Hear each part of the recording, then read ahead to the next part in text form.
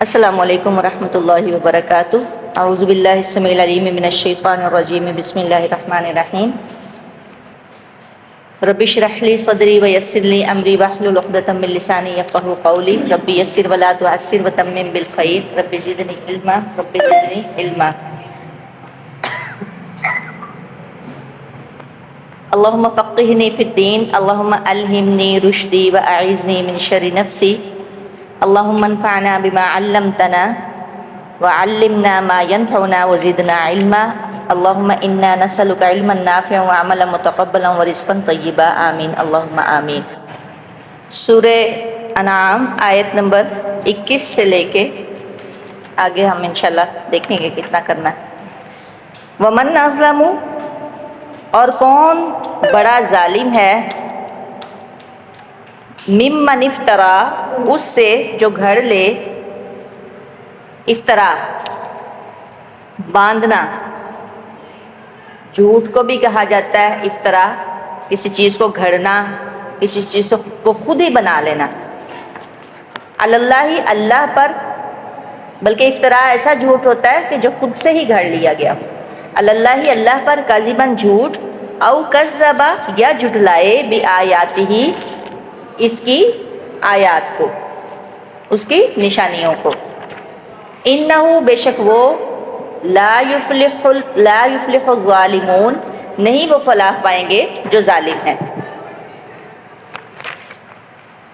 اب اللہ تعالیٰ پیچھے یہ جو بات ہو رہی نا کہ وہ رسول اللہ صلی اللہ علیہ وسلم کو ایسے پہچانتے ہیں جیسے وہ اپنے بیٹوں کو پہچانتے ہیں، اسی بات پہ آ رہا ہے کہ اس شخص سے زیادہ ظالم کون ہے جو اللہ پر جھوٹ باندھے اور جھٹلائے اللہ کی آیات کو۔ اس میں آیات کون کون سی شامل ہوں گی؟ کونی شرعی دونوں ہی ہوں گی۔ جیسے رسول اللہ صلی اللہ علیہ وسلم بھی اللہ کی نشانیوں میں سے ایک نشانی ہے، کیونکہ پیچھے یہی بات چل رہی ہے، کتابیں اللہ کی جو الہامی ہیں وہ بھی اللہ کی نشانیاں ہیں، اور اس کے بعد جو اس کے احکامات ہیں، یعنی شرعی آیات جو ہیں۔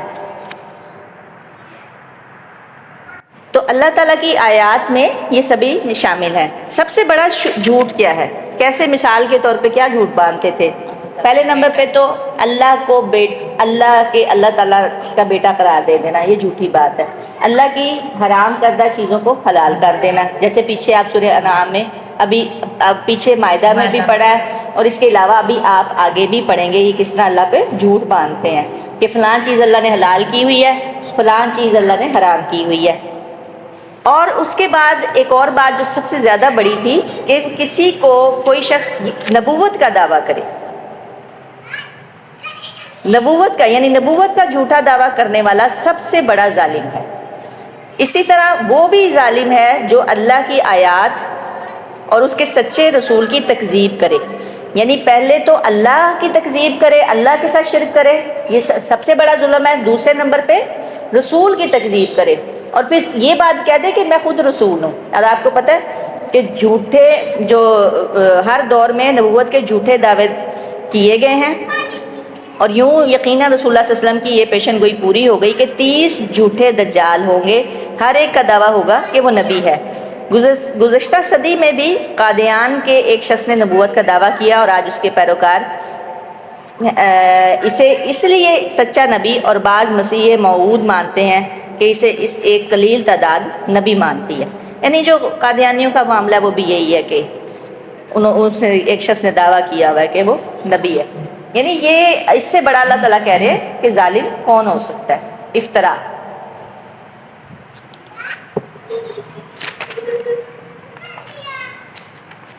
اچھا، بلکہ ایک جگہ پہ اور بھی ایک حدیث آتی کہ من کذب علیہ متعمدا فلیتبوأ مقعدہ من النار، کہ آدمی کے جھوٹا ہونے کے لیے یہی جس کسی نے رسول اللہ صلی اللہ علیہ وسلم کی طرف کوئی جھوٹی بات منسوب کی، یعنی ایسے کوئی حدیث لی اور اس نے کہا کہ یہ رسول اللہ صلی اللہ علیہ وسلم نے بیان کیا، نیچے کچھ حدیث لکھ دی کہ حدیث رسول، وہ اپنا ٹھکانہ آگ میں بنا لے۔ تو یہ اللہ پہ جھوٹ ہے، اور اس کے بعد رسول اللہ صلی اللہ علیہ وسلم پہ جھوٹ۔ اور آیات ہی میں کون سی چیزیں آ جائیں گی؟ اس کا رسول آ جائیں گے، رسول اللہ صلی اللہ علیہ وسلم آ جائیں گے، کتابیں آ جائیں گی، اور اس کے جو کتابوں میں احکامات ہیں وہ سب چیزیں آ جائیں گی۔ یعنی ایک آیت میں اس کی اتنی بنتی ہے تفسیر۔ انہو بے شک وہ، لا یفلح الظالمون بے شک وہ نہیں فلاح پائیں گے ظالم جو ظالم ہیں وہ کامیاب نہیں ہوں گے. وَيَوْمَ نَحْشُرُهُمْ اور جس دن ہم اکٹھا کریں گے ان کو. اب دیکھیں میدان حشر کا جو ہے نا وہ ایک نقشہ کھینچا جا رہا ہے. جمیعاً سب کے سب. ثم پھر نقول ہم کہیں گے. اچھا یہ جو ثم ہے نا یہ ایسے ہی نہیں آ گیا. یہ ثم ایک بڑی مدت تک کے لیے انتظار کرنا پڑے گا. ابھی میں اس کو بیان کرتی ہوں. اس ثم پہ آپ غور کیجئے گا. ثم پھر نقول ہم کہیں گے للذین ان سے جنہوں نے اشرکوا شرک کیا. این شرکاؤکم کہاں ہیں شریک تمہارے. الذین وہ جو کنتم تھے تم تزعمون جن کے بارے میں تم زوم رکھتے دعویٰ کرتے. زوم ہوتا ہے نا کسی چیز کا کہ جن کے بارے میں تم دعویٰ کرتے. پہلے نمبر پہ تو میں اس کو تھوڑا سا کروں بیان کہ یہ جو ثم کے بارے میں آیا. رسول اللہ صلی اللہ علیہ وسلم کی ایک حدیث آتی ہے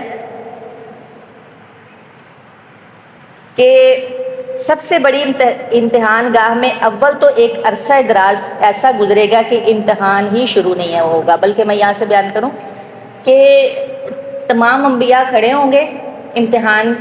تمام انسانوں کے ساتھ انبیاء بھی ساتھ میں مطلب انتظار میں کھڑے ہوں گے کہ امتحان شروع ہو.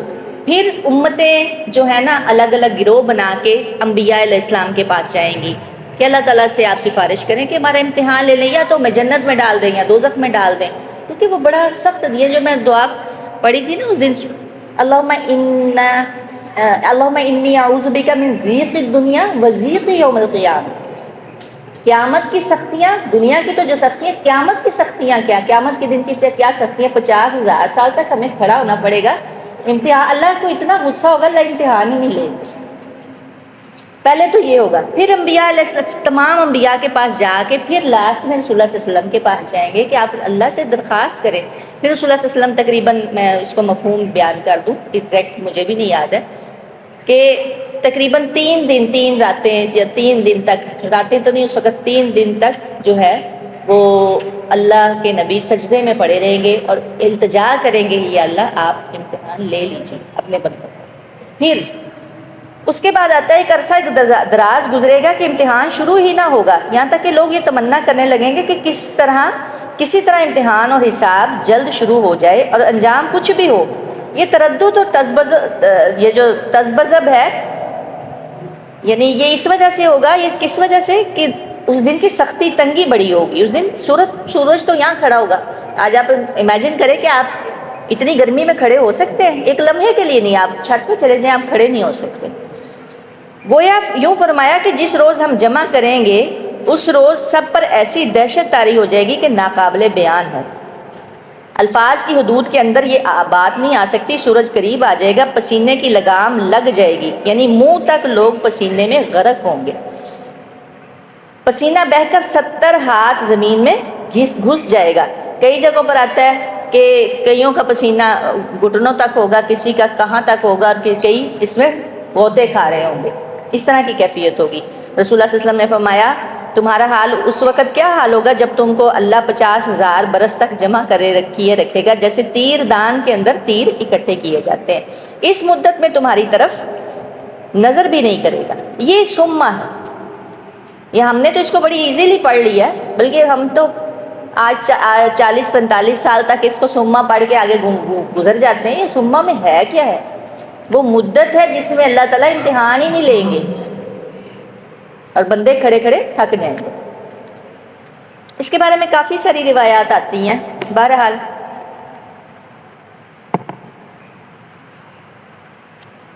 اچھا ثم نقول پھر ہم کہیں گے اس ایک وقت گزرنے کے بعد جب اللہ تعالیٰ امتحان شروع کریں گے. پھر اللہ کے نبی جو سجدے میں گریں گے پھر اللہ کو ترس آئے گا پھر اللہ تعالیٰ اپنی مخلوق کا امتحان شروع کریں گے. اچھا میں ایک اور بات بتا دوں کہ امتحان یہاں پر کیا ہے کہ سب سے پہلے کس کا امتحان ہوگا.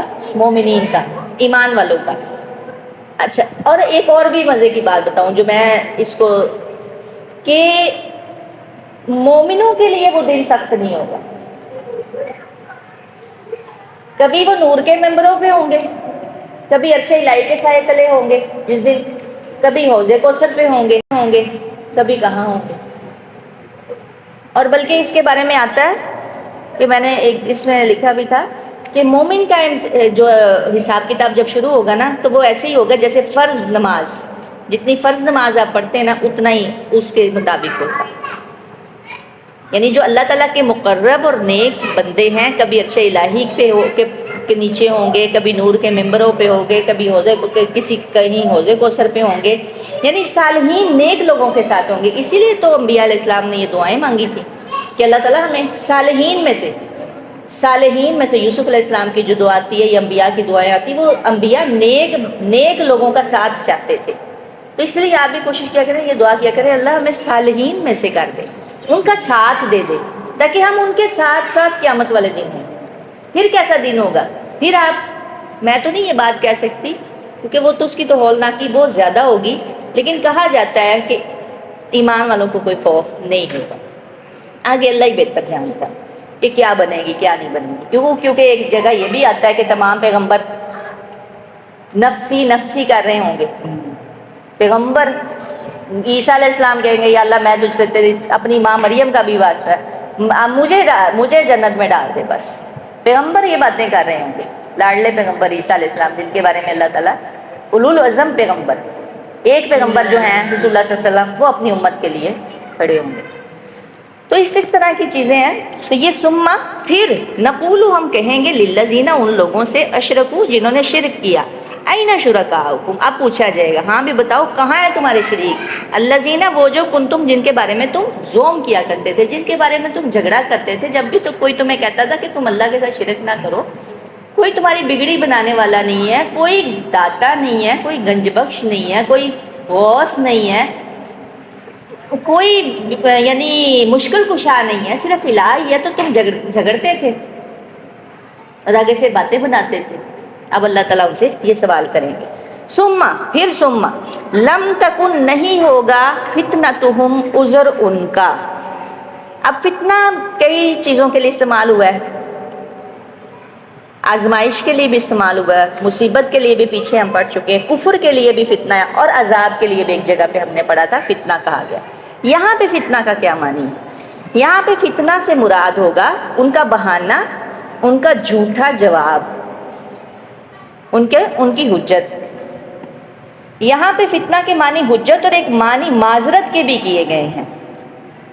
ان کا نہیں ہوگا عذر ان کا، یعنی ان کی کوئی معذرت نہیں ہوگی، یعنی ان سے کسی قسم کا جھوٹا جواب ان کا قبول نہیں کیا جائے گا۔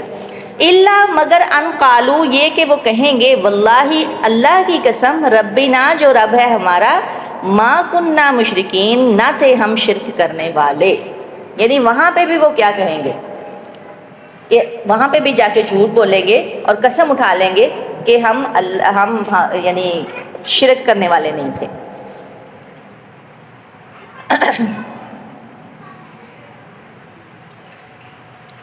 فتنہ کے ایک معنی حجت اور ایک معنی معذرت کے کیے گئے ہیں، یعنی بالآخر یہ حجت یا معذرت پیش کر کے چھٹکارا حاصل کرنے کی کوشش کریں گے کہ ہم تو مشرک ہی نہ تھے۔ ایک اور جگہ پہ آتا ہے کہ اللہ تعالیٰ فرماتے جب انہیں ہم سوال کی بھٹی میں جھونکیں گے تو دنیا میں انہوں نے جو شرک کیا اس کی معذرت کے لیے یہ کہے بغیر ان کے لیے چارہ نہیں ہوگا کہ ہم تو مشرک ہی نہ تھے۔ یہاں یہ اشکال پیش نہ آئے کہ وہاں تو انسانوں کے ہاتھ پیر گواہی دیں۔ اب مسئلہ یہ ہے کہ اب پھر آگے کیا ہوگا کہ یہ تو اس لیے وہاں پہ بھی جھوٹ سے باز نہیں آئیں گے، وہاں پہ بھی جھوٹ بولیں گے۔ جو شخص جھوٹ بولتا ہے نا وہ وہاں پہ بھی باز نہیں آئے گا۔ کیسے کہ اس نے جو ہے دنیا میں بھی جھوٹ ہی بولا ہوگا۔ میں تھوڑا سا اس کو یہاں پہ بیان کروں، اس میں شاید اسی بات کی طرف اشارہ ہے کہ جھوٹ بولنے کی عادت ایک ایسی بری عادت ہے جو چھوٹتی نہیں ہے۔ یہاں تک کہ یہ لوگ جو دنیا میں مسلمانوں کے سامنے جھوٹی قسمیں کھا لیا کرتے تھے یہاں بھی باز نہیں آئیں گے۔ یہاں پہ بھی کیا آپ کسی سے کر کے دیکھ لیں نا تکرار، تو وہ یہی کہیں گے کہ ہم تو اللہ کو ہی مانتے ہیں، ان سے تو یہ تو اللہ کے مقرر بندے ہیں، ان سے ہم نے تو کبھی سجدہ، ہم یہ سجدہ تھوڑی کرتے ہیں، ہم تو سجدہ تعظیم ہی کرتے ہیں۔ ایسے سجدہ کرنے کے باوجود بھی اکثر لوگوں کو میں نے دیکھا کہ وہ یہ کہہ رہے ہوتے ہیں کہ ہم ان کو تھوڑی سجدہ کر رہے ہیں۔ یہاں بھی باز نہ آئے اور پوری خلق خدا کے سامنے ان کی رسوائی ہوئی، اس لیے قرآن و حدیث میں جھوٹ بولنے پر شدید وعید اور مذمت فرمائی گئی۔ قرآن میں جا بجا کاذب یعنی جھوٹے پر لعنت کے الفاظ آئے۔ رسول اللہ صلی اللہ علیہ وسلم نے فرمایا جھوٹ سے بچو کیونکہ جھوٹ فجور کا ساتھی ہے، اور جھوٹ اور فجور دونوں جہنم میں جائیں گے۔ استغفر اللہ۔ ایک اور جگہ پہ آتا ہے رسول اللہ صلی اللہ علیہ وسلم سے دریافت کیا گیا کہ وہ کون سا عمل ہے جس سے آدمی دوزخ میں جائے گا، آپ نے فرمایا وہ عمل جھوٹ ہے۔ یعنی جھوٹ جو ہے کی وجہ سے وہ وہاں پہ بھی کیا کریں گے، قسم اٹھا لیں گے۔ اب آگے کیا ہوگا کہ ان کے اعضاء جوارے ہاتھ پاؤں کو اللہ تعالیٰ حکم دیں گے کہ اب تم گواہی دو کہ یہ لوگ کیا کیا کرتے تھے۔ اس وقت ثابت ہوگا کہ ہمارے ہاتھ پاؤں آنکھ کان یہ سب کے سب اللہ تعالیٰ کے سامنے گواہی دیں گے، یعنی پھر ان کے منہوں پہ مہر لگا دی جائے گی، اور کیونکہ وہ جھوٹ بول رہے ہوں گے، پھر یہ سب اعضاء گواہی دیں گے۔ پھر کیسے وہ چپ کریں گے، حتیٰ کہ یہ جو سکن ہے، جلد ہے، یہ بھی گواہی دے گی۔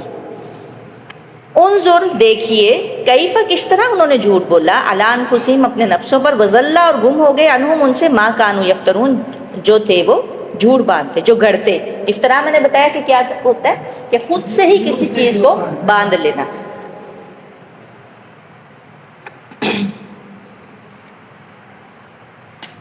لیکن وہاں پر جھوٹ کا کوئی فائدہ نہیں ہوگا۔ جس طرح بعض دفعہ دنیا میں انسان ایسا محسوس کرتا ہے، اسی طرح ان کے معبودان باطل بھی جن کو وہ اللہ کا شریک اپنا حمایتی اور مددگار سفارشی سمجھتے تھے غائب ہو جائیں گے، اور وہاں ان پر شرکاء کی حقیقت واضح ہو جائے گی، یعنی جن کو وہ شریک ٹھہراتے تھے۔ لیکن وہاں پہ اس ازالے کی صورت کوئی نہیں ہونی، کوئی فائدہ نہیں ہوگا وہاں پہ، بلکہ کئی جگہوں پہ کئی مختلف صورتیں آ رہی ہیں۔